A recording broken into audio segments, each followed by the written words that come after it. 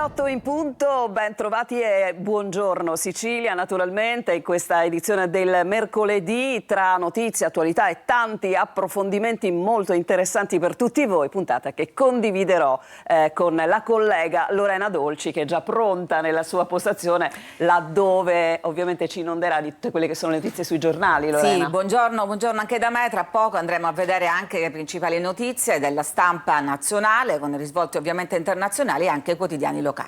Ecco, noi cominciamo però subito raccontandovi di una ennesima tragedia nel Mediterraneo e questa è una tragedia vera perché racconta di 3 sorelle giovanissime morte su un gommone della disperazione, una madre in ginocchio davanti alle loro salme. Lo vediamo nel servizio di Davide Sarto. 3 sorelle morte nel Mediterraneo. Avevano 17, 11 e 9 anni. Sulla banchina del porto di Porto Empedocle, una madre in ginocchio davanti alle loro salme. Il dolore immenso di chi ha perso tutto in un istante. Le ragazze eritree viaggiavano su un gommone di 7 metri insieme a decine di altri migranti. Avvelenate dai fumi di idrocarburi, hanno trovato la morte prima di toccare terra, di arrivare a Lampedusa. Sopravvissuti solo la madre e un giovane fratello accolti al porto dalle autorità e dalle associazioni umanitarie. Le 3 sorelle saranno seppellite a Canicattì secondo il rito musulmano. Credo che era un atto doveroso al momento in cui la prefettura mi ha chiamato, Sua Eccellenza il prefetto mi ha chiesto se ci fosse la disponibilità a Canicattì di dove posizionarle, di dove anche seppellirli. Io ho dato la mia disponibilità perché vogliono essere seppelliti in un campo di esumazione. L'unico campo di esumazione nella provincia di Agrigento è la città di Canicattì e credo che questi sono momenti significativi, tocca il cuore. Un nuovo dramma che si aggiunge all'elenco interminabile di morti e dispersi lungo la rotta centrale del Mediterraneo. E sempre ultimissimi aggiornamenti arrivano dalla nostra redazione, estorsioni e droga, ci sono 14 arresti nel Catanese, un duro colpo al clan Scalisi di Adrano. Sentiamo la collega Giusila Zara.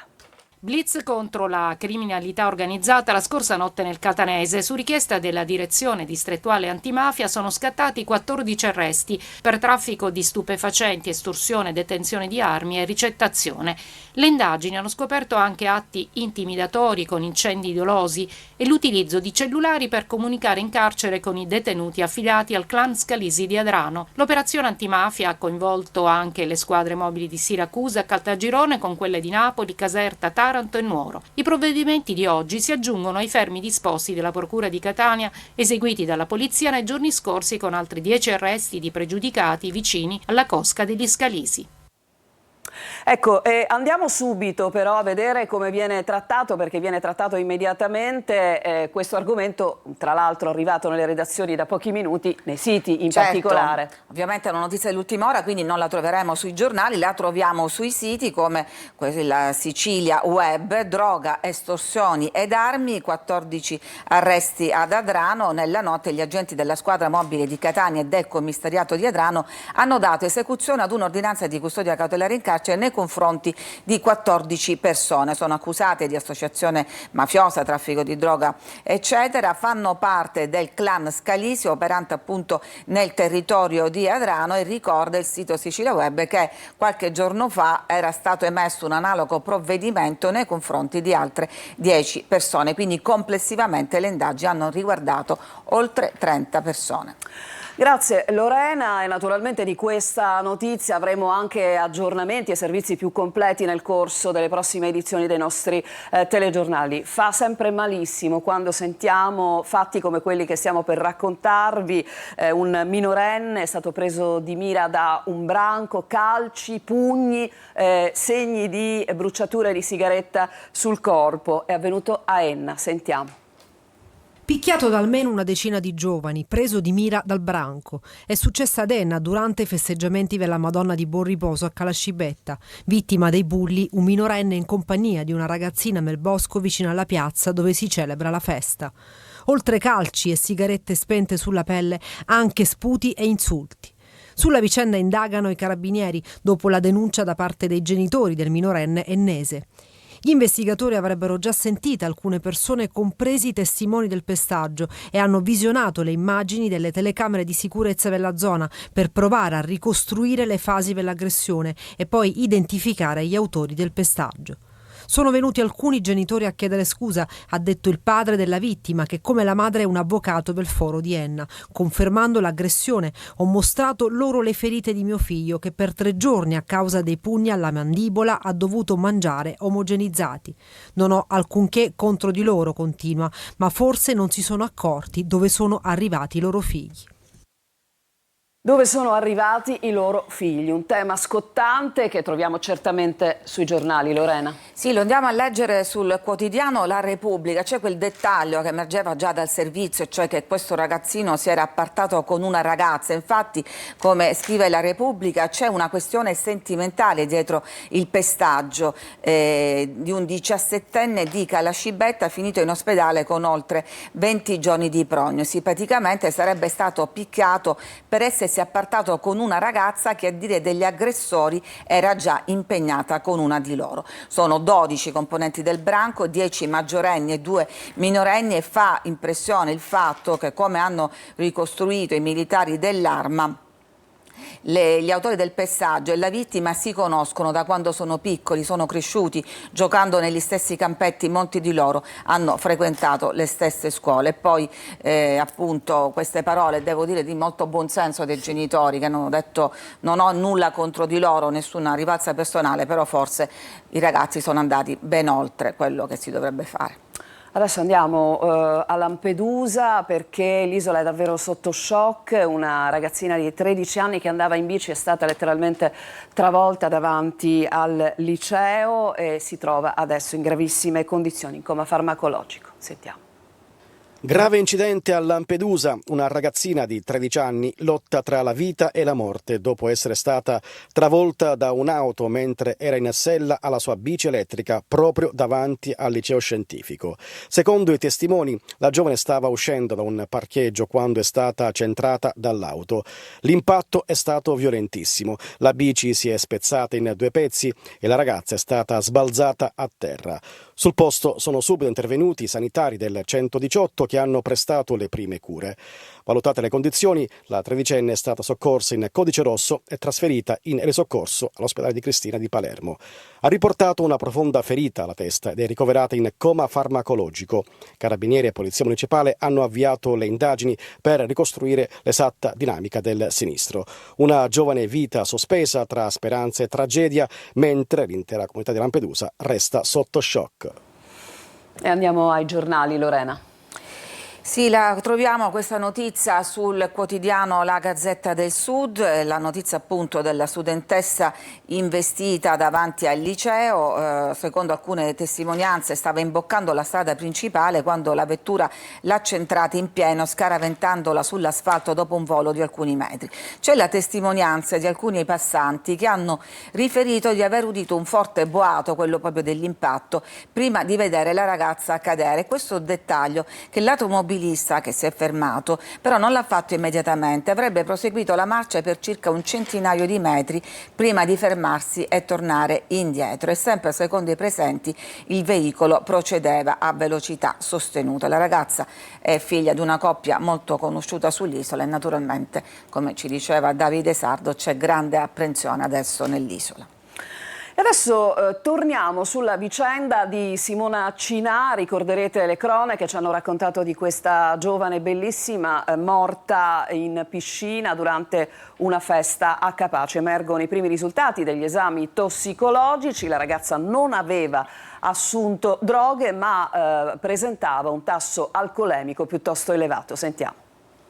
Arrivano le prime parziali risposte sulla misteriosa morte di Simona Cinà. La ventenne originaria di Capaci ha negato in piscina la notte tra l'1 e il 2 agosto scorsi durante una festa di laurea. Gli esami tossicologici eseguiti dall'equipe di medicina legale del Policlinico di Palermo hanno rivelato che la ragazza non aveva assunto droga, ma aveva un tasso alcolemico nel sangue molto alto. Il consulente incaricato per l'esame ha eseguito i test sul contenuto gastrico, sul sangue e l'urina della vittima. Tutti i reagenti per le sostanze stupefacenti, comprese quelle sintetiche come la droga dello stupro hanno dato esito negativo, mentre, come detto, è risultato positivo il test sulla presenza di alcol con risultati molto sopra il limite considerato di guardia prima che insorgano alterazioni psicofisiche, un limite che gli specialisti hanno ponderato inserendo il peso della vittima e la sua poca propensione al bere. La consulenza tossicologica verrà ora analizzata dagli altri componenti dell'equipe che si sta occupando del caso, seguito dal sostituto procuratore di Termini Imerese Raffaele Caramanno. Simona Cinà, pallavolista, venne trovata sul fondo della piscina intorno alle 4 di notte. Fu uno dei festeggiati a tuffarsi con un amico per prenderla e portarla fuori dall'acqua. Al loro arrivo, i sanitari del 118 trovarono la giovane già morta con gli amici che provavano invano a rianimarla. Dunque su questa vicenda il puzzle non è completo. Lorena, se ne parla certamente sui giornali. Sì, lo troviamo su tanti giornali, lo andiamo ad analizzare sul quotidiano La Repubblica. Come avete sentito, diciamo, aveva un alto tasso alcolemico, ma negativi invece gli esami sulla presenza e tracce di droga, tutti i reagenti per le sostanze stupefacenti, scrive Repubblica, comprese quelle sintetiche come la droga dello stupro, era anche uno dei sospetti che rimanevano in aria, hanno dato esito negativo, mentre è positivo il test sulla presenza di alcol con risultati molto sopra il limite considerato, un limite questo che gli specialisti hanno ponderato inserendo il peso della vittima e la sua poca propensione al bere, perché appunto ricordiamo Simona era un atleta. Un altro elemento che aiuta le indagini riguarda i tempi di persistenza dell'alcol nel sangue. Secondo gli esami di laboratorio Simona aveva un tasso elevato sia al momento del decesso sia nelle ore precedenti, quindi un punto che in parte contraddice quanto appreso dagli inquirenti ascoltando tutti i partecipanti alla doppia festa di laurea nella villa, quindi si era bevuto tanto durante il corso della festa. Un altro elemento di novità che troviamo riguarda l'incarico dato all'avvocato Antonio Ingroia, nominato proprio ieri consulente dalla famiglia di Simona Cinà. Ingroia, sapete, è l'ex magistrato, con il figlio Marco assisterà la famiglia e già annuncia che non appena avrà a disposizione la documentazione inizierà le indagini per accertare ogni aspetto di questa tragica vicenda. Quindi evidentemente ancora per la famiglia non tutti gli aspetti sono stati chiariti. E allora, fin qui diciamo gli argomenti che abbiamo trattato nei nostri telegiornali, che vi abbiamo raccontato come ultimissime notizie di oggi, ma sentiamo proprio da Lorena di che cosa si parla in particolare, che cosa spicca tra le pagine dei quotidiani che raccontano la nostra isola. A te. Allora, andiamo a vedere subito la prima pagina del quotidiano di Catania, la Sicilia. Naturalmente sorvoliamo sulle notizie internazionali che analizzeremo meglio nella seconda parte. C'è qui l'intervista a San Martino che torna in giunta regionale. Io candidato, dice, vedo bene lo Schifani bis, e poi intercettazione Borsellino offesi con Natoli e Scarpinato. E poi si parla di infrastrutture con questa fotonotizia al centro della pagina. Sicilia tra fondi record e cantieri esterni, insomma un'isola da lavori in corso.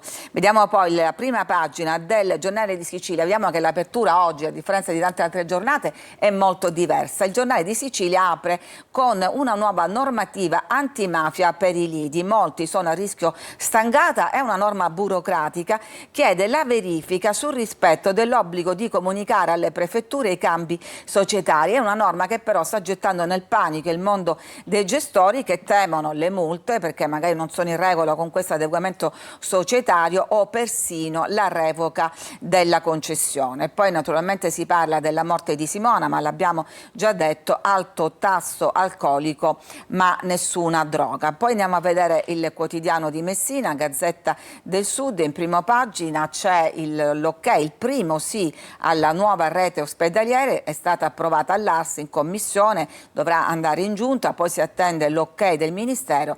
La mappa decisa in Sicilia parla di 367 posti letto in meno, saranno attivi 13.000 nel pubblico e 5.000 nel privato. E poi un occhio anche all'altra parte dello stretto, perché la Gazzetta Messina, come sapete, si affaccia sullo stretto, quindi un occhio anche all''ndrangheta, perché c'è stata un'importante operazione che ha smantellato la potente cosca dei piromalli. 26 arresti, altri 20 agenti indagati nell'operazione anti-'ndrangheta a Gioia Tauro. Si parla anche del ponte, riflettori accesi sullo stretto, ponte, protocolli di legalità, un esposto alla Corte dei Conti, la memoria presentata dalle associazioni ambientaliste alla magistratura contabile, quindi va avanti questo braccio di ferro. Andiamo a vedere la prima pagina del tomo della Repubblica dedicato alla città di Palermo, apertura ancora dedicata alla rete ospedaliera, arriva il sì fra le polemiche. Fratelli d'Italia dice carente su tutto il territorio, va migliorato. La fumata bianca per la rete è arrivata, ad essere bocciati però sono gli uffici dell'assessorato alla salute, bollati sia a destra che a sinistra come sordi davanti ai dubbi dei parlamentari. Alla fine però, nonostante il disco verde, la maggioranza si spacca sulla rete ospedaliera. La nuova mappa dei posti letto andrà adesso al vaglio del Ministero della Salute. E poi c'è il tormento della famiglia Borsellino. Andiamo avanti a testa alta. Cosa è successo? Che in un'intervista l'ex magistrato Natoli insultava tutta la famiglia. Manfredi Borsellino ha scritto una lettera ai figli per spiegare che cosa stava succedendo e continuare a invitarli a tenere la testa alta. Scrive così Manfredi: cari Merope, Paolo e Fiammetta, a distanza di anni emerge che un altro ex collega del vostro nonno, ovviamente Paolo Borsellino, seppure nel corso di una conversazione privata avrebbe definito vostro padre e le sue sorelle tutti senza neuroni, e amareggiato Manfredi Borsellino, figlio del giudice Paolo, ha saputo che l'ex giudice Gioacchino Natoli, indagato a Caltanissetta, ha detto parole pesanti nel corso di un dialogo intercettato dalla Finanza e ha deciso di scrivere un'accorata lettera ai suoi figli, di cui vi abbiamo letto appunto l'attacco, l'incipit. C'è poi la storia che vi abbiamo raccontata in 12 contro 1, ragazzino pestato a Calascibetta. Questa è la lettera di Manfredi Borsellino. In taglio basso troviamo invece le relazioni pericolose del dipendente di un lido con il socio del padrino. Girolamo Genova discuteva di soldi con un sodale di Michalizzi. È uno dei volti più noti della spiaggia di Mondello, dipendente dell'immobiliare italo-belga, come sapete, finito nel mirino di una campagna che vede in testa fra gli altri Ismaele Lavardera per aprire i tornelli e togliere gli steccati. Campagna che ha avuto il risultato ottenuto. Qui vediamo una foto della manifestazione pro Gaza, pro Palestina, che ha riempito non solo le strade di Palermo ma quelle di gran parte delle città di Sicilia e di tutta Italia. C'è un'intervista a PIF. Gli chiedono, si aspettava questi numeri a Palermo che non si vedevano dagli anni delle stragi, e Piff dice: Palermo ci insegna che la piazza piena può fare la differenza, perché come dimostrano gli anni 90 anche la mafia teme la piazza piena. Non voglio dire che la singola piazza della nostra città può fare la differenza, ma significa tanto. E poi non c'è il rischio che restino iniziative simboliche, quello che molti detrattori pensano. E lui risponde: sono messaggi forti a chi ci governa, e la nostra premier Giorgia Meloni, che venendo proprio da quel tipo di attivismo politico conosce bene il valore della piazza. Certo non arriveranno a Netanyahu, ma a chi ci governa sì. Andiamo a vedere poi ancora le pagine interne. La nuova rete ospedaliera l'abbiamo visto, a Milazzo e Barcellona scongiurata la riduzione dei posti letto, e questo è un dettaglio che riguarda la rete ospedaliera. Andiamo un po', ci addentriamo nell'intervista a San Martino, rientrato in giunta. Ho sofferto, dice, l'inchiesta ha i suoi tempi. San Martino ieri ha giurato a Stalla d'Ercole dai banchi del governo, poi la seduta sospesa, Bracci bentornato, e lui ringrazia, dirà che gli è stato sempre accanto. Nessun cenno alla vicenda giudiziaria, almeno fino alla domanda esplicita. Ho vissuto questi 17 mesi con grande amarezza, ha detto San Martino, che è tornato al Dicastero dell'Agricoltura. Sono certo che alla fine di questo procedimento penale la verità verrà fuori. I 5 Stelle comunque sollevano la questione morale. Ecco, un'amarezza durata 17 mesi, penso adesso allo Schifani bis, e questo è sempre San Martino. Andiamo a vedere adesso le pagine dedicate in particolare a Catania del quotidiano La Sicilia. Parla il Comitato per la legalità della festa di Sant'Agata. Nella festa siano banditi stendardi e le cosiddette annacate a richiesta, quel tipico movimento delle candelore che precedono la Santa. Il Comitato plaude al coraggio dell'arcivescovo, che ha sempre denunciato gli episodi di illegalità e chiede che tutti gli attori del comitato e che partecipano alla festa si dichiarino contro la mafia. E poi troviamo più in basso la notizia che il comune di Catania vende 270 immobili. Gli appartamenti fra Viale Nitta e Viale Moncada andranno alle forze dell'ordine. Altra notizia riguarda il cimitero, addirittura d'arrivo i lavori per la camera mortuaria, la città avrà la sua prima sala del commiato. Andiamo nel dettaglio a vedere questo applauso del Comitato della legalità della festa, in particolare a Monsignor Renna, arcivescovo di Catania, che denunciando, dicono, si è esposto in prima persona. Noi, dice, non possiamo che essere grati a Monsignor Renna, dice il portavoce del Comitato, Renato Camarda. L'arcivescovo parla apertamente, questo l'abbiamo visto tante volte, di legalità e di devozione solo ostentata, e di alcuni casi specifici come lo stendardo dedicato a un mafioso sulla candelora dei pescivendoli, e lo fa assumendosi la responsabilità di quello che dice, esponendosi in prima persona. Questo è un grande esempio per la comunità e per chi governa Catania. Vuol dire che il Comune non protegge abbastanza la festa? È la domanda della collega Rossella Iannello. Il Comune negli ultimi 15 anni ha fatto grandi passi avanti per regolare la festa, anche attraverso l'istituzione di un comitato organizzativo, ma ci sono ancora degli aspetti in chiaroscuro, quali per esempio, e quindi le candelore, i ceroni, i venditori ambulanti, queste piccola illegalità diffusa che ha il potere di generare altra illegalità, come era negli anni 90, prima che i processi dessero un duro colpo alla criminalità mafiosa infiltrata nella festa. Ma dobbiamo riconoscere, Roberta, lo facciamo ogni anno durante il nostro racconto, che veramente si sono fatti tanti passi avanti nella gestione di questa festa. Andiamo invece appunto a questi episodi di illegalità, non certo nella festa ma di tutti i giorni. Monopattini distrutti non è solo vandalismo, è un vero e proprio affare, perché i mezzi vengono fatti a pezzi anche per i ricambi e poi messi in vendita su internet. L'altro lato qual è? Che le aziende non investono, e qui vediamo proprio la sequenza in questi frame di un ragazzo che praticamente solleva un monopattino, lo sbatte contro il marciapiede, e lo scopo, abbiamo visto, è quello appunto di poi farsi carico.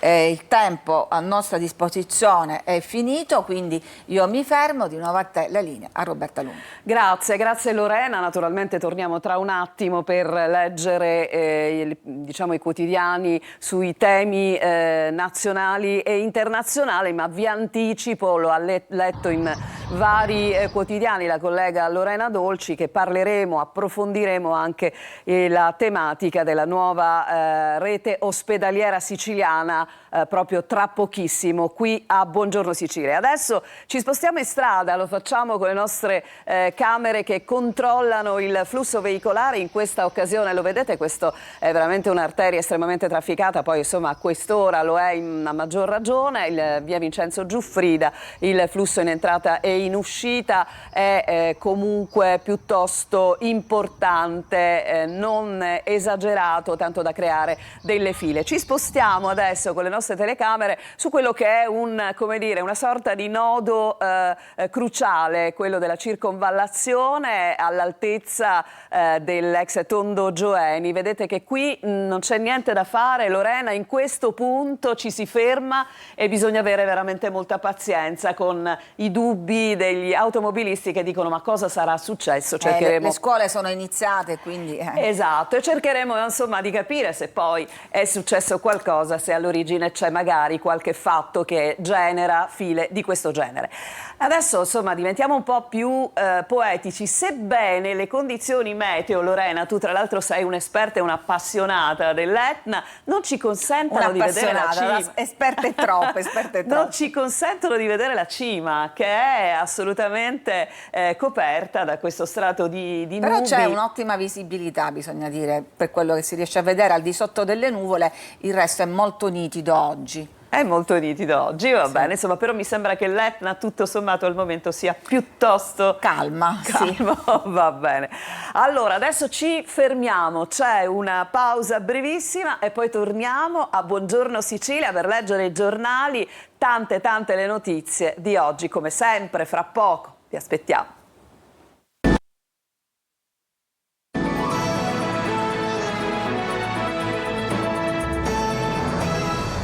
Buongiorno Sicilia, prontissimi per leggere i giornali e per quello che riguarda ovviamente le notizie nazionali e internazionali. Lorena. Sì, cominciamo questa seconda parte dedicata alla rassegna stampa nazionale, naturalmente su tutte le prime pagine dei quotidiani nazionali, in questo caso c'è veramente unanimità, c'è il discorso di Trump all'ONU, parlare di discorso forse non è corretto perché è stato più un attacco, una vera e propria invettiva, e poi i giornali spesso hanno cambiato in molti casi la prima pagina in corso d'opera perché purtroppo è arrivata la notizia della morte di Claudia Cardinale, la diva dai molti volti come è stata definita. Allora andiamo a vedere la prima pagina del Corriere della Sera. Trump, attacco a ONU e Europa, mossa di Meloni sulla Palestina, sì al riconoscimento ma a due condizioni, se non c'è Hamas e con gli ostaggi liberi. E poi qui questa bellissima foto di una Claudia Cardinale giovanissima e bellissima, Claudia Cardinale la diva indomabile, perché era così che lei si definiva. Repubblica, ONU, ecco dicevo l'attacco, qua lo definiscono l'invettiva di Trump, uno schiaffo all'Assemblea Generale, di 6 dice ho fermato 7 guerre, le Nazioni Unite nessuna, e finanziano l'immigrazione illegale, cioè l'Europa e l'ONU. Accuse anche all'Europa, la smetta di comprare gas da Mosca, il cambiamento climatico è una truffa, e dà l'ultimatum ad Hamas. C'è un piccolo approfondimento di Paolo Galimberti che vi voglio leggere, perché è come se lui dal pulpito delle Nazioni Unite ha impartito una sorta di maledizione urbi e torbi, ergendosi a sommo interprete e profeta del negativismo e dell'unilateralismo, proponendo una visione del mondo e del ruolo dell'America che demolisce tutto ciò che è stato costruito dalla fine della Seconda Guerra Mondiale in poi. Insomma, l'intervento di un picconatore, scrive Paolo Galimberti, privo di ogni senso del limite, sia temporale, dato ben oltre i limiti che gli erano imposti, durato 55 minuti, sia verbale. Prima pagina della Stampa, ONU, il veleno di Trump. Migranti e Green Deal per lui sono i veri problemi, l'Europa va all'inferno. Poi vede Zelensky con cui si è riappacificato. Lo vedremo. Il presidente a Palazzo di Vetro, ho messo fine a 7 guerre, merito, lo dice lui stesso, il Nobel. Sole 24 Ore invece, piccola divagazione, in 10 anni 6 milioni via dal lavoro. Per questi 6 milioni è sicuramente una buona notizia, ma è un allarme perché questo esodo generazionale mette a rischio il welfare, cioè chi paga le pensioni per queste persone. Ma torniamo alla scena internazionale, lo schiaffo di Trump, l'ONU non usa mezze parole, ormai è inutile, l'Europa è addirittura imbarazzante. Per Trump il cambiamento climatico è la più grande truffa mai perpetrata. L'effetto è stato quello di ridistribuire la produzione verso i paesi inquinanti. Sono alcuni passaggi del suo discorso, l'altro è che si autoincensa, in 7 mesi di governo ho messo fine a 7 guerre e dicevano essere non terminabili. Non è avvenuto prima, sono molto onorato di questo. E qua siamo sulla Stampa, assalto a ONU e alleati, è sempre questo il tono, stop alle migrazioni, il clima è una truffa. Trump è contro tutti, per sintetizzare la sintesi estrema della Stampa, demolisce l'ONU e l'Europa, all'inferno con Green Deal e migranti, rivendica di aver chiuso 7 guerre e attacca la Russia, tigre di carta, Kiev può riavere i suoi territori.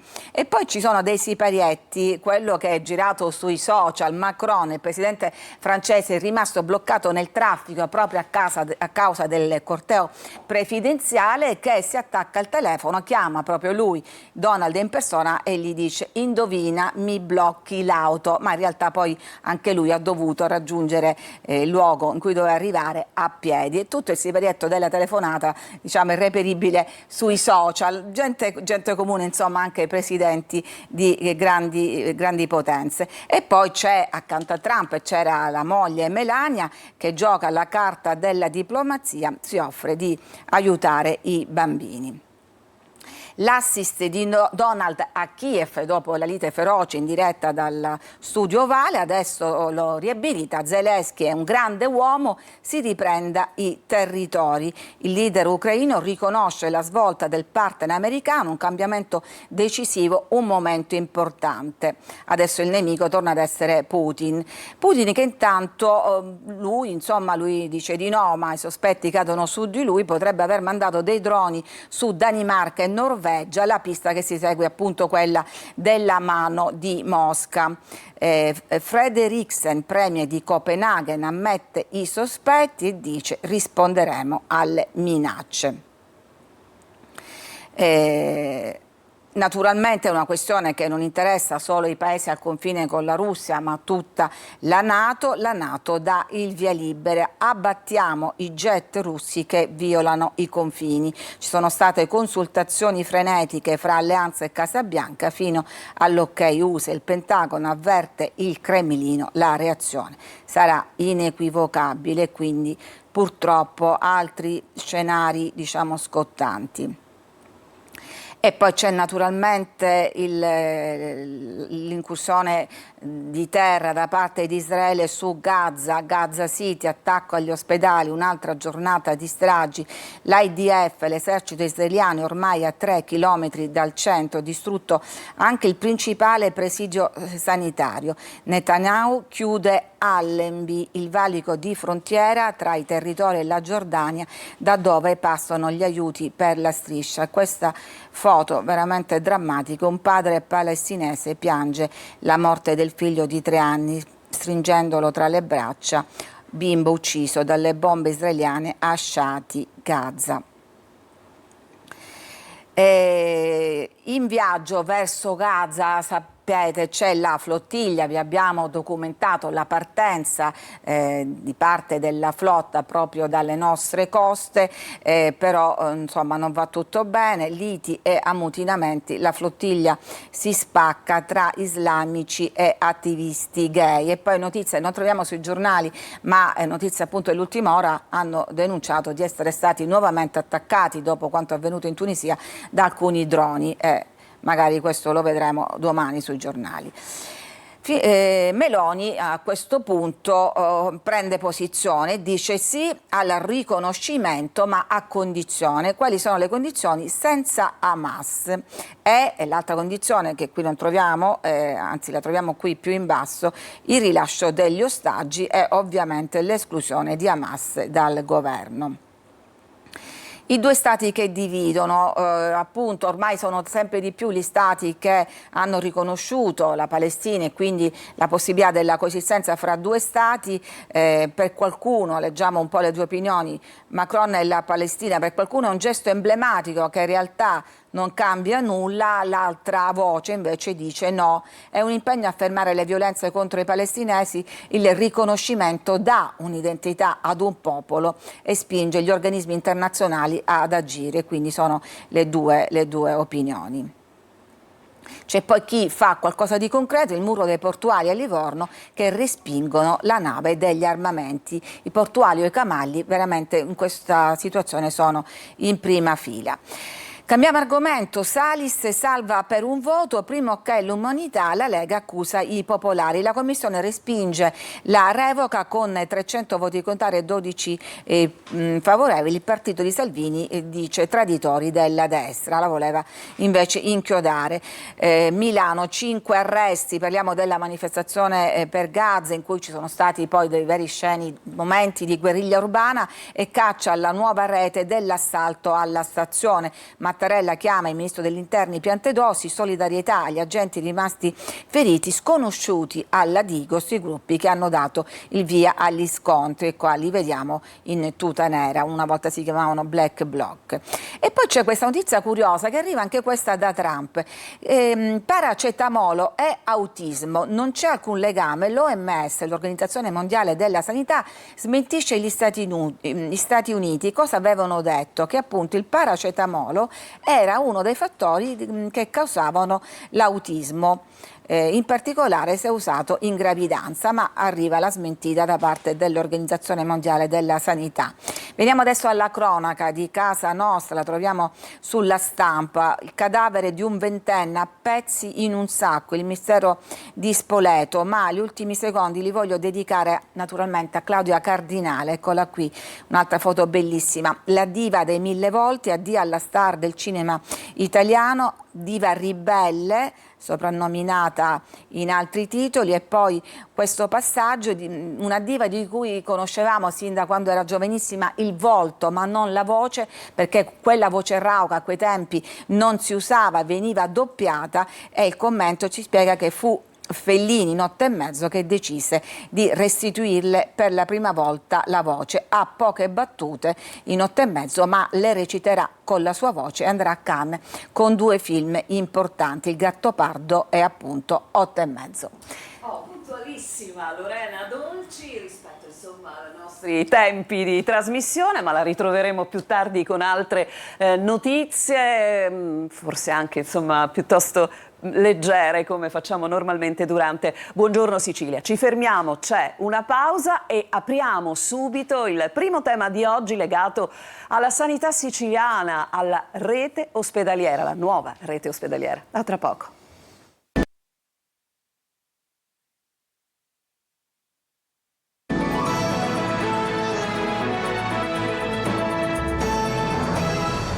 Buongiorno Sicilia, e subito il primo argomento di oggi, l'abbiamo sentito anche raccontato da Lorena Dolci per quanto riguarda la rassegna stampa. Noi lo facciamo adesso attraverso quelle che sono alcune delle voci che hanno espresso dubbi e perplessità su questa nuova rete ospedaliera, che ieri però ha portato avanti un nuovo step, perché diciamo la bozza è passata in Commissione Salute con qualche annotazione. Noi ci colleghiamo immediatamente con Paolo Amenta, presidente di ANCI Sicilia. Buongiorno Presidente, la vedo in auto. Buongiorno. Pronto per una nuova giornata. E poi saluto anche Sandro Idonia, segretario regionale di FIALS, la Federazione Italiana Autonomie Locali e Sanità. Buongiorno. Buongiorno. Buongiorno.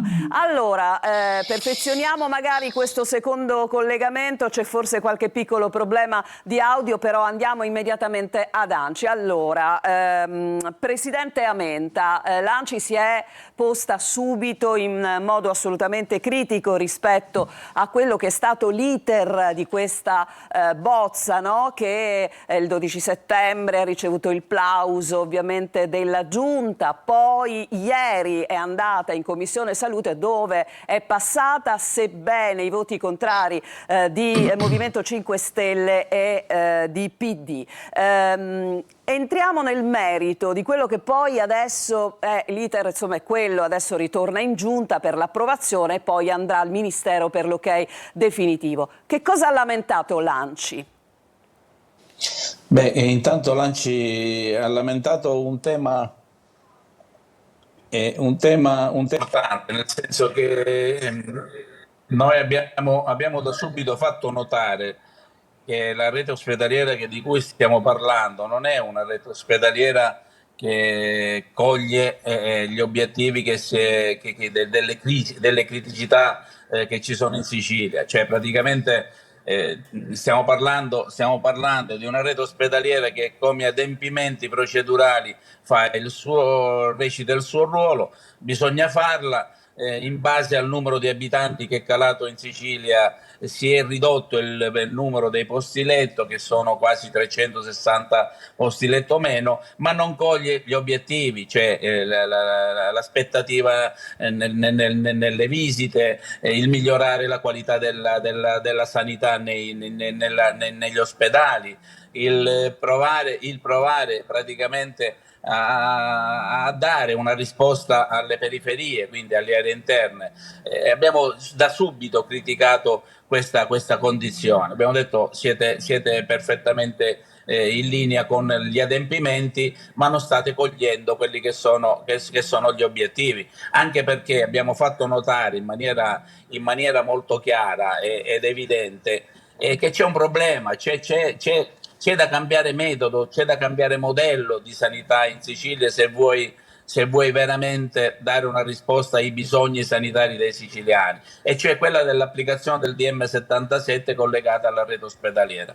Cioè oggi si evince in maniera molto chiara come si faccia solo un calcolo meramente matematico e non si entri nei problemi veri della sanità siciliana, nel senso che, voglio farvi un esempio, vero è che sono diminuiti i cittadini in Sicilia, vero Sì. è che dobbiamo ridurre i posti letto, ma è altresì vero che aumenta l'età over 65 e diminuisce l'under 15, quindi aumenta in maniera clamorosa la richiesta di sanità nei territori. Quindi non teniamo conto di quello che sta accadendo nel nuovo quadro demografico tutto siciliano.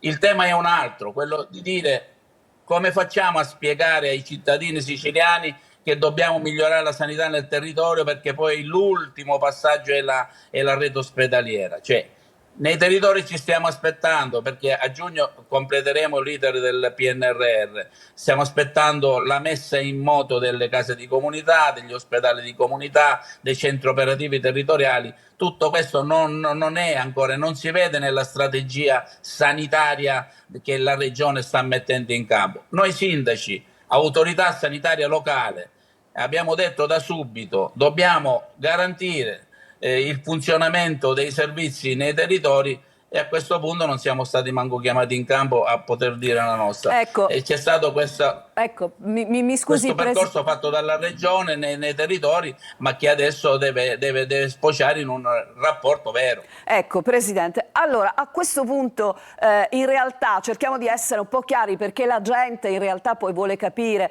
ma nella mia terra cosa cambierà, quale stravolgimento? In realtà non si tratta di uno stravolgimento, di sicuro 367 posti in meno. Ricordiamo però che questi posti diciamo non erano posti utilizzati soprattutto dopo il Covid, sono stati utilizzati durante il Covid ma non lo erano più. 300 sono stati riattivati per altre diciamo motivazioni. Il problema, ho capito che lei lamenta, è anche che non è un problema di posti letto in più, posti letto in meno, è proprio una razionalizzazione del rapporto tra la sanità fatta dagli ospedali e il territorio, no? Quindi una cosa più ad ampio spettro, che forse richiedeva un po' più di tempo. E quindi vorrei andare da Sandro Idonea per capire la vostra posizione. Anche da voi è, come dire, emergente l'importanza di dare valore a una sorta di ramificazione sul territorio? Senz'altro. Innanzitutto mi consenta di esprimere il mio apprezzamento per il dottor Amenta, col quale mi sono confrontato, e stimo ed apprezzo per il suo impegno. Detto questo, faccio un passo indietro. Partecipo spesso a convegni e ad incontri in cui assisto a lamentele sul mancato funzionamento della sanità, ma non si va mai a quelle che sono le cause del mancato funzionamento o del difettoso funzionamento del nostro servizio sanitario nazionale e regionale. Faccio un passo indietro: posti letto. Non credo che sia un dramma l'abbattimento di 300-150 posti letto in un contesto di una regione grande come la Sicilia, connesso tra l'altro alla diminuzione della popolazione che risiede nel territorio. Il problema drammatico è la mancanza del personale dei medici, degli infermieri, che è un problema grandissimo e che ha delle cause molto lontane e remote, che non so se possiamo vedere in questo contesto, ma a cui comunque dobbiamo far cenno. Guardi, noi abbiamo un grosso limite, il limite della legge del 2009 che stabiliva che il tetto di spesa per l'assunzione del personale nelle aziende della sanità non poteva superare quello del 2004 meno l'1,4%. Questo è stato come un blocco delle assunzioni, dove al nord, in cui si erano fatti i concorsi e c'era una migliore organizzazione, il personale c'era, o comunque era di gran lunga percentualmente superiore al nostro. Al sud abbiamo arrancato sempre, per cui ad un certo punto ci siamo trovati davanti a questo blocco che ci ha impedito innanzitutto di poter avere un organico correlato sufficiente ai servizi che dovevamo fornire, e questo blocco, il tetto dell'assunzione, ce lo portiamo ancora dietro dal 2009 e non so se sarà abolito. Questo significa che la Sicilia ha circa un 15-20% di personale sanitario in meno rispetto alle altre regioni più funzionali, le regioni del nord e più efficienti. Ecco, questo blocco già ci deve capire come, perché se avessimo un posto letto, ammesso i 350 poi non sono un granché, anzi so che l'assessore si è battuto bene per fare in modo che non ci togliessero altri 500 posti letto collegati alla mediazione passiva, alla mobilità passiva, e questo lo devo ringraziare, fino a ieri ci siamo incontrati.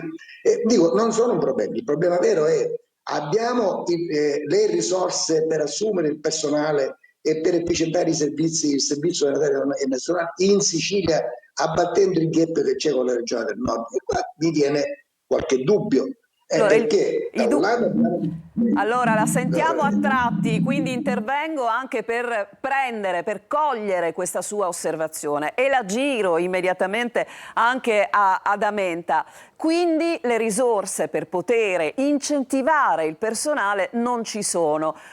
Questo poi a questo punto diventa, Amenta, il problema base, perché anche nell'ottica dell'attivazione di case comunità, ospedali comunità, anche lì serve il personale. Quindi un po', no, il problema è a monte, diciamolo. Dico, provo ad essere molto sintetico, manca già il 50% di personale nella rete ospedaliera, cioè dentro gli ospedali. Noi dobbiamo riempire di personale, quindi infermieri, medici, assistenti, le case di comunità, gli ospedali di comunità, i centri operativi territoriali, facendo finalmente esplodere la questione sociosanitaria. In grande sintesi, io credo che bisogna avere il coraggio di cambiare passo, di invertire la rotta. La rete ospedaliera solo come mera procedura da portare avanti tagliando piccoli posti letto non funziona più. Dobbiamo applicare i nuovi decreti e quindi partire dal territorio, chiarire la questione delle case di comunità con tutti i servizi che annessi dentro le case di comunità da dare ai cittadini, provare a bloccare l'accesso ai pronti soccorsi degli ospedali, quindi filtrando attraverso queste case di comunità che devono dare dei primi servizi, degli ospedali di comunità e dei centri operativi territoriali. Chiarire in maniera importante cosa significa sta riforma dei medici di famiglia, perché nelle case di comunità alla fine dovrebbe essere garantita la presenza H24 dei medici e quindi capire se devono diventare dipendenti, se devono rifare una convenzione perché sono liberi professionisti, e poi alla fine della sistemazione del territorio, quindi alla fine provare a capire come distribuiamo la rete ospedaliera, i posti letto per acuti, per gli interventi importanti, per poi ritornare negli ospedali di comunità. Ecco, il coraggio di raccontare una nuova storia sulla sanità ai cittadini, bisogna che si prenda il cuore in mano e si inizi a dire: io deputato, io politico non devo difendere il posto letto del mio piccolo centro, perché è chiaro che poi oggi resta il fatto di dire: taglio i posti nelle periferie, depotenzio gli ospedali di periferia e creo ancora più problemi, anche perché mi lasci dire, cioè il tema delle aree interne, della distanza dai centri, dove non esiste manco la postazione dell'ambulanza col medico, dove vengono chiuse le guardie mediche, cioè è tutto un sistema che va rivisto a partire dalle politiche sociosanitarie, i famosi problemi che abbiamo nella sanità mentale, cioè nella salute mentale ancora esistono comunità per disabili psichici lasciati lì senza una nuova riforma, un nuovo regolamento. Ecco, io dico semplicemente, per chiudere, per lanciare un messaggio: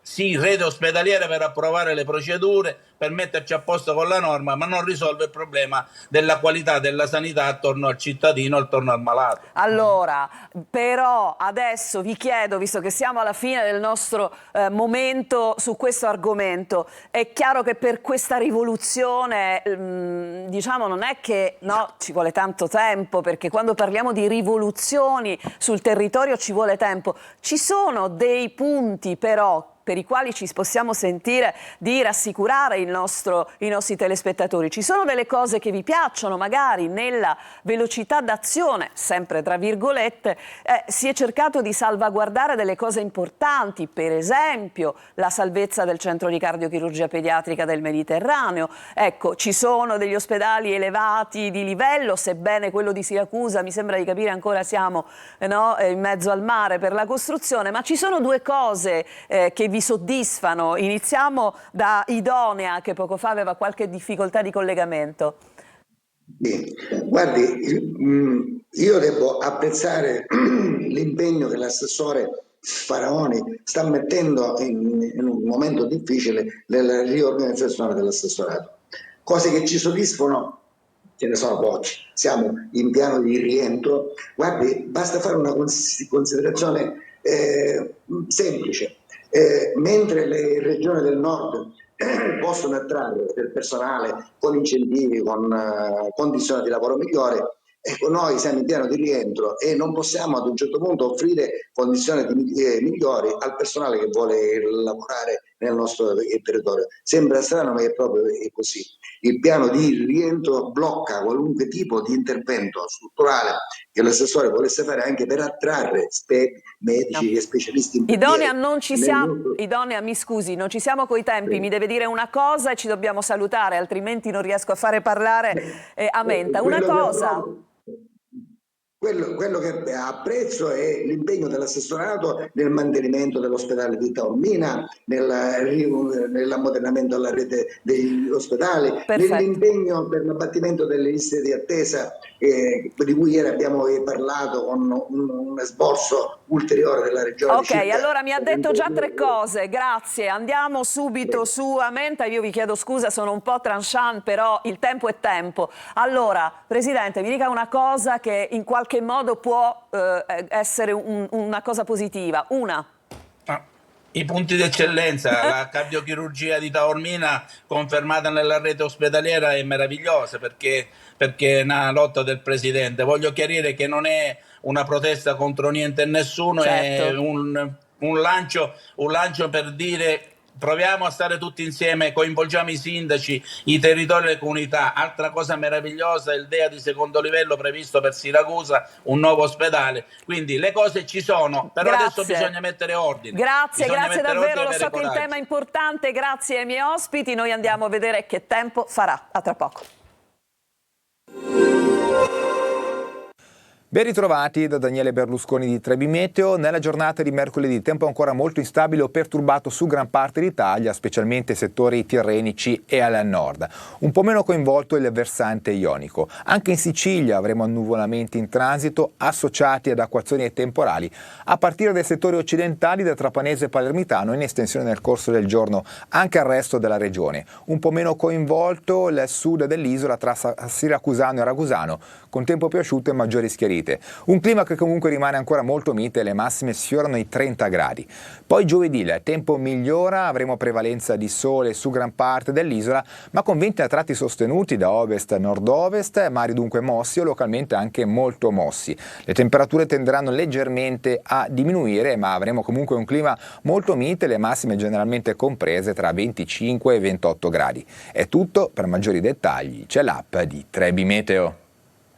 Torniamo in studio, buongiorno Sicilia. Io sono contentissima perché ogni volta che si parla di un argomento come la transizione energetica, energie rinnovabili e quanto altro, credo che ogni volta che se ne parli si aggiunga sempre un tassello in più nella comprensione generale di quello che all'inizio sembrava davvero quasi un argomento astruso. E quindi do il buongiorno al dottore Nino Di Cavolo, presidente di Sicilia Fiere, Buongiorno. che è qui oggi a parlare di un'iniziativa importantissima che è quella della EISAN, ovvero l'Expo della transizione energetica. Praticamente scaldiamo i motori, da domani si parte fino al 27. Assolutamente sì, domani si toglie dal nastro, quindi iniziamo questa seconda edizione di EISAN con una visione verso una transizione energetica tutta nuova e delle nuove opportunità per non solo i buyer, non solo per le aziende, ma anche per tutti i visitatori che verranno. Ecco, Presidente, come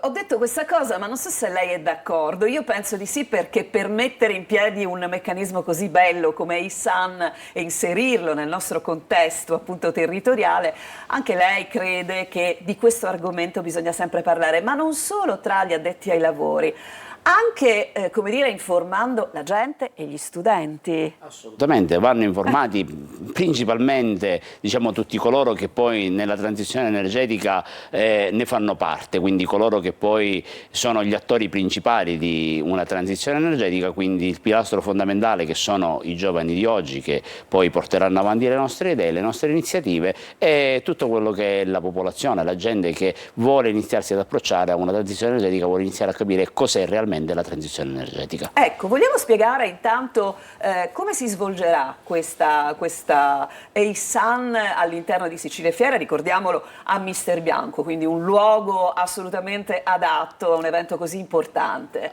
Diciamo che Sicilia Fiere è una manifestazione promettente e dinamica, Sì. Quindi si colloca nel panorama fieristico nazionale in una delle innovazioni, delle fiere più innovative che possa esserci. La seconda edizione conferma comunque la bontà e una visione di crescita costante. Quest'anno appunto abbiamo avuto tantissime presenze nuove, tante aziende che si sono avvicinate per voler esporre all'interno di EISAN, ma anche le istituzioni, anche il mondo accademico ha voluto farne parte in maniera più importante, più decisa. Ricordo che quest'anno il MASE, il Ministero per l'Ambiente, ha voluto organizzare direttamente la parte convegnistica insieme al nostro comitato tecnico scientifico presiedato dal professore Lanzafame, e quindi hanno voluto una parte attiva le istituzioni proprio in maniera più decisa all'interno di EISAN. Senta, il filo conduttore di questo tempo, che corre velocissimo, no? Per cui è anche molto difficile adeguarsi, è IA, l'intelligenza artificiale. Certamente troverà uno spazio molto ampio all'interno di EISAN. Allora, all'interno di EISAN l'IA, quindi l'intelligenza artificiale, trova uno spazio, ma trova una grande novità, perché oggi l'intelligenza artificiale ci porta, diciamo, non solo a quello che è la tecnologia, ma a migliorare tutto quello che oggi sono quei gap tecnologici che abbiamo. Quindi cosa vuol dire? Che all'interno di EISAN, scusate, appunto quest'anno ci sarà una novità. Cosa vuol dire? Un'azienda che è nazionale, è italiana, presenterà un nuovo progetto, produce delle BESS, che sarebbero le batterie di accumulo, che li accoppia all'intelligenza artificiale per la costanza dei flussi nella rete. Quindi l'intelligenza artificiale si collega automaticamente e si integra automaticamente a tutto quello che oggi può essere la transizione energetica. Quindi noi da EISAN potremmo raccontare di innovazione che viene presentata proprio all'interno. Noi ogni anno presentiamo innovazione, certo, perché il mondo della transizione energetica è a pari passo con la tecnologia, e sappiamo oggi che la tecnologia ha una velocità, diciamo, quasi supersonica, ma possiamo anche dire che l'intelligenza artificiale, tutto ciò che noi presenteremo in fiera oggi, è ciò che ci sarà poi domani mattina nel futuro. Ecco, un altro tema importante sono le start-up, cioè chi vuole investire in questo settore, le nuove idee. c'è spazio anche per quello. Assolutamente, per quello c'è un grande spazio, perché noi siamo una start-up ancora a Sicilia d'altra Fiera. parte, mi scusi, da un presidente così giovane, no? Non si può che aspettarsi un grande spazio per chi ha delle idee in più e inizia praticamente in questo settore. Noi diamo un grandissimo spazio appunto a quelle che sono le start-up non solo siciliane ma anche nazionali e internazionali che ci saranno all'interno del polo fieristico, perché le start-up che diciamo oggi nascono sono appunto quelle start-up che hanno una visione totalmente diversa da quello che sono le vecchie tecnologie. Noi siamo convinti, o perlomeno pensiamo, che la transizione energetica sia semplicemente cambiare la tecnologia, il pannello fotovoltaico, metto la colonnina, la macchina elettrica. La transizione energetica non è solo il cambiamento della tecnologia, ma bensì è un percorso culturale. Quindi bisogna accompagnare le persone. Noi dobbiamo imparare tanto, Presidente, sotto questo argomento, però per fortuna ci sono le nuove generazioni, quelle che peraltro verranno anche coinvolte, no? Ci sono i Mobility Days, cerchiamo di entrare con qualche anticipazione. L'anticipazione la diamo, noi abbiamo il Mobility Day, l'abbiamo già fatto l'anno scorso, quest'anno lo rifacciamo e abbiamo visto appunto sul Mobility Day grandissima partecipazione. Questa grandissima partecipazione è arrivata appunto dall'ACI, è arrivata dall'università, ma è arrivata anche dal mondo scolastico. Cosa vuol dire? Che in fiera ospiteremo 800 studenti nella 3 giorni, quindi abbiamo coinvolto tutte le scuole di Catania e provincia, arriveranno 800 studenti da noi, dove ci saranno dei laboratori creati appunto per loro, ci saranno dei momenti dedicati, l'ACI porta un progetto tutto loro dove spiega e fa vivere ai ragazzi cosa vuol dire esattamente poter passare a quello che è il mondo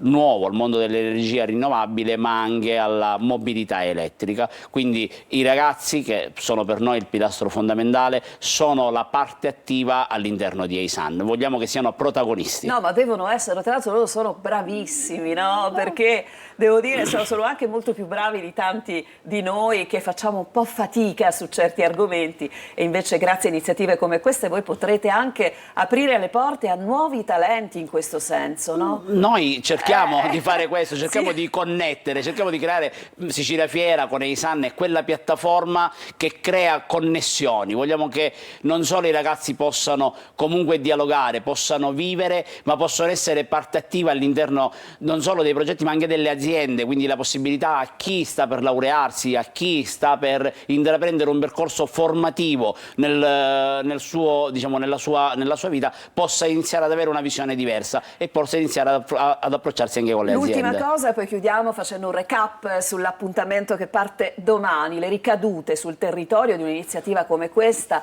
sono veramente tante, sul piano economico, turistico, insomma le ricadute tanto. sono visibili e tangibili. Io su questo mi soffermo proprio 2 secondi, perché le ricadute sul territorio li vediamo appunto non solo con EISAN ma con tutti gli eventi che ospita Sicilia Fiera. EISAN oggi fatichiamo a trovare un posto in hotel, abbiamo tutti gli hotel pieni, tutti i servizi sono attivi, i taxi e quant'altro, ma per noi è importante dare 2 piccoli numeri.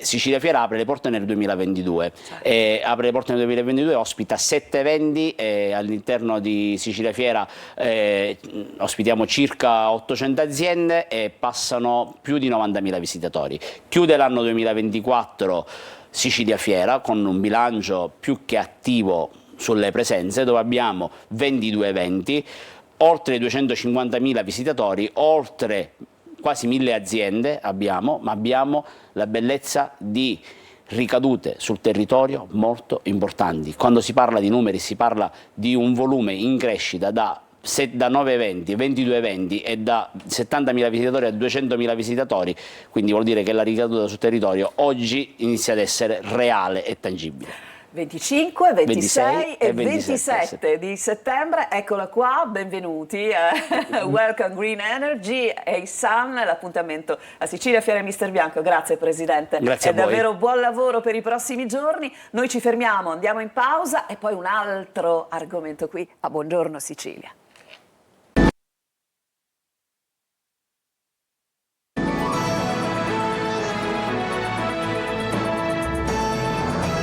Buongiorno Sicilia, oggi una puntata dedicata a inaugurazioni, di tutt'altro tenore, di tutt'altro genere, è l'inaugurazione di cui parliamo a Buongiorno Sicilia con Totò Calì. Buongiorno. Buongiorno. Allora, Totò Calì, volto notissimo, tutti vignettista, però Totò è legatissimo al progetto del quale stiamo parlando, perché lui è un educatore professionale e la sua vita passa tanto in comunità laddove si coniuga, no? la voglia di recuperare e di integrare. Tra l'altro io avevo iniziato per scherzo dei laboratori artistici all'interno delle comunità psichiatriche. E ci sono rimasto 14 anni che... Perché c'è grande fascino, no, nell'entrare in contatto. Sintonia, insomma. Allora, domani nasce Kairos. Kairos è come dire... Kairos, hai ragione. Kairos a Mascalucia. Ed è un po' una costola, diciamo così, una costola importante di quello che è Villa Chiara. Della CTA Villa Chiara. Allora, che cos'è? Io parlerò del tempo. Vai. Allora, il tempo, ci sono tanti modi di gestire il tempo. Dico, da Einstein poi si può fare una lunga chiacchierata sul concetto di tempo. Certo. Perché c'è il tempo comune, il tempo del lavoro, il tempo in cui ci si rilassa. Però poi c'è un altro tempo per alcuni soggetti, che è quello della salute mentale, di chi vive problematiche legate alla salute mentale. Allora il tempo si deforma, o il tempo per chi può stare o purtroppo è in cura all'interno di determinate strutture sembra che non passi mai. A volte io, quando sono in comunità, immagino questo tempo come se fosse un criceto che gira in una ruota, è come se ci fosse l'eterno ritorno dello stesso giorno. Quindi il tempo può essere visto e vissuto in tanti modi. Domani 25, noi avremo la fortuna di inaugurare questo spazio che si chiama appunto Kairos, che in greco significa appunto il tempo giusto. Il tempo giusto. E tutto questo spazio parla del tempo. I materiali con cui è fatto questo spazio parlano di tempo, di radici, perché c'è il vetro che è rispecchiamento, ma è anche la possibilità di vedere oltre. Ci sono gli alberi che circondano questa struttura, che ci raccontano delle radici. C'è la pietra lavica. C'è la pietra lavica che è, diciamo, parte di noi, è identità. È identità. E anche gli spazi si chiamano terra, radice, luogo della memoria.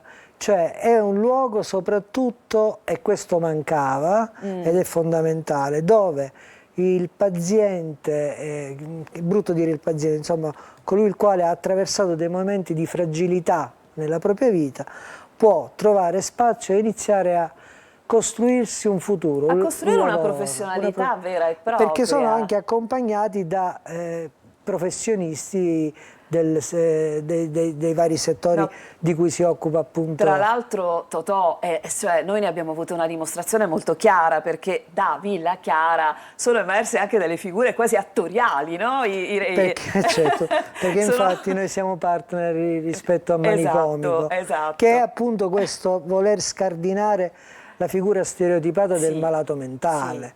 E anzi poi, lo diceva Freud, quindi non lo dico io, non so che sono l'ultimo arrivato, che nel momento in cui tu metti in scena l'ironia e quindi ironizzi su una problematica, in qualche modo l'ansia si abbassa. Kairos è stato voluto dall'ingegnere Di Naro, che è, diciamo, colui il quale tiene in mano sia Villa Chiara che questa nuova struttura, perché deve finire questo tempo dell'intrattenimento, cioè del tempo libero che non passa mai per queste persone. Del parcheggio, vuoi dire? Beh, parcheggio forse è un po' troppo, però ecco, bisogna riuscire a dare, e finalmente si può fare, alle persone che hanno le capacità di ristrutturare le proprie capacità cognitive, di mettersi in gioco di nuovo nella sfera sociale. E quindi questa è la vera terapia, questa è la vera riabilitazione. Quindi insomma sarà un luogo affascinante, emozionante, dove queste persone potranno mettersi a contatto con un cammino verso una risoluzione, tra l'altro anche della vita. E con un perché no? pubblico eterogeneo. Potremo andare lì a prenderci una cosa? Sì, anche questo, c'è anche la possibilità di fare laboratori creativi, all'interno ci saranno spettacoli teatrali, già a ottobre ce ne sono programmati 4, è uno spazio multidimensionale, possono succedere tante cose perché appunto è stato costruito e pensato proprio perché si possano fare tante cose all'interno di questa struttura. No, hai detto una cosa molto bella, anche perché il fatto di poter interagire, no, aiuta ad abbattere il pregiudizio, perché molto spesso rapportarsi, no, con persone che vivono un percorso anche di riabilitazione psichiatrica non è facilissimo, vengono guardati un po' così, invece forse avvicinare, per chi non conoscere... è addentro sicuramente ancora c'è questo stigma che è difficile da scardinare. Però ti devo dire, te lo assicuro per esperienza personale, che è cambiato che qualcosa. Il paziente, quando è dentro la struttura, sta peggio di quando io lo porto fuori al ristorante o a prendere qualcosa o a fare compere, perché è anche il contesto che ti fa essere in un determinato modo. Certo. Quindi se tu sei in un contesto sano, assorbi energia sana e questa struttura Kairos vuole centrarsi proprio sull'aspetto della sanità mentale. Della sanità mentale. Allora, domani l'appuntamento con sì, questo, l'inizio. Allora, tu, vai veloce, domani, tu sei un televisivo, vai veloce. Domani, giovedì alle ore 19 si inaugurerà Kairos in via De Pretis 1, questo me lo sono scritto perché non me lo ricordo, a Mascalucia. Che ti esce dal taschino? Ecco, io ho portato... l'ha detto così, poi se lo scorda. Che ho portato un regalo portato? che è un seme. Oh. Perché noi domani regaleremo a tutti un seme da piantare, perché, come dice qui, pianta questo seme e non dimenticarti di noi. Io ti ringrazio molto, lo prendo, eccolo qua, e do, come dire, un in bocca al lupo a quest'altra iniziativa che racchiude certamente la voglia di metterci l'impegno, il cuore, la professionalità e tutto l'amore possibile, che insomma non guasta mai. Grazie a te. Grazie davvero. Noi a questo punto che facciamo? Andiamo, dopo questo momento, adesso andiamo a cercare di capire cosa dice l'oroscopo, pensa un po'. Sì.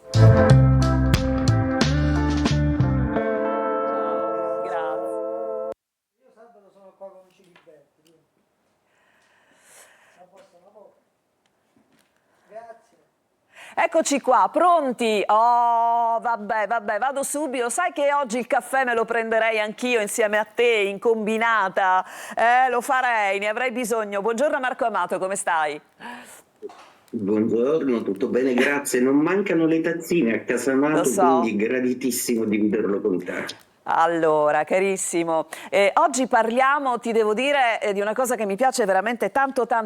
Poi tu, insomma, parli spesso della musica, nella mia vita c'è stata tanta musica nella prima vita e quindi parlare oggi di Rimmel, De Gregori, che diciamo, c'è un compleanno?